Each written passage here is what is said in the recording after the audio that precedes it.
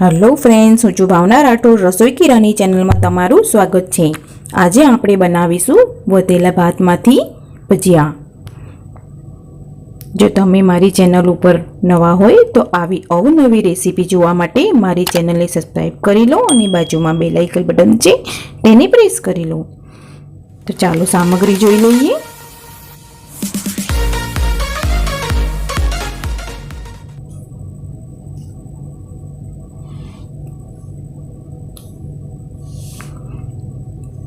ભાતને આ રીતે મેં એકદમ છૂટા પાડી લીધા છે.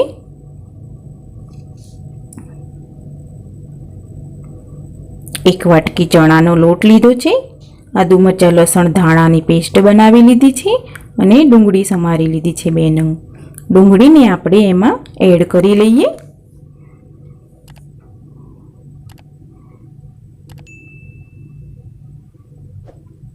આદુ મરચાં લસણની પેસ્ટ ઉમેરીશું. હવે આપણે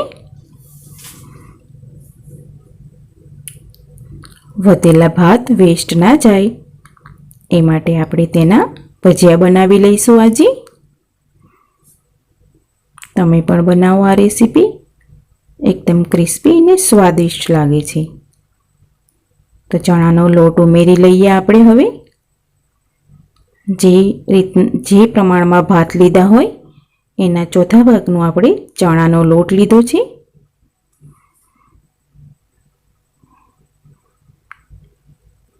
અડધી ચમચી હળદર, 1 ચમચી ધાણા જીરું ઉમેરીશું. સ્વાદ મુજબ મીઠું ઉમેરી લઈએ. 1 ચમચી મરચું પાવડર ઉમેરી લઈએ. અજમો લીધો છે અડધી ચમચી. આ રીતે હાથેથી મસળી અને તેને આપણે અંદર ઉમેરી લઈએ.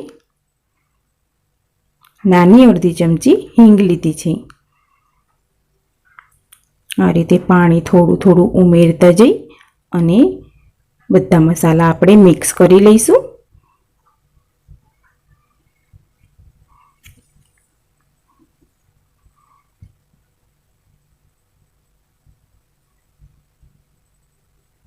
આ રીતે હાથેથી આપણે બેટર તૈયાર કરી લઈએ.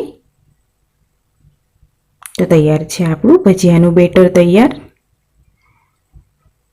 આ રીતે ભજીયાના બોલ બનાવી અને તળી લઈશું આપણે. આ જ રીતે બધા ભજીયાને તળી લઈશું. થોડી વાર રહીને ફેરવીશું આપણે તેને. તો આપણા ભજીયા ક્રિસ્પી તૈયાર છે. એકદમ ક્રિસ્પી ભજીયા, એકદમ ક્રિસ્પી અને અંદરથી એકદમ નરમ ભજીયા તૈયાર થઈ ગયા છે. હવે આ જ રીતે બધા ભજીયાને તળી લઈશું આપણે. તો તૈયાર છે આપણા ભજીયા. આ જ રીતે તમે પણ બનાવો આ રેસીપી અને મને કોમેન્ટ કરો કેવી લાગી આ રેસીપી.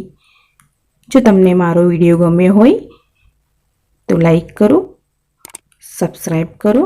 અને સબસ્ક્રાઈબ કરવાનું તો એકદમ ફ્રી જ હોય છે. તો જલ્દીથી જલ્દી સબસ્ક્રાઈબ કરી લો અને બાજુમાં બેલ આઇકન બટન છે તેને પ્રેસ કરવાનું ભૂલશો નહીં.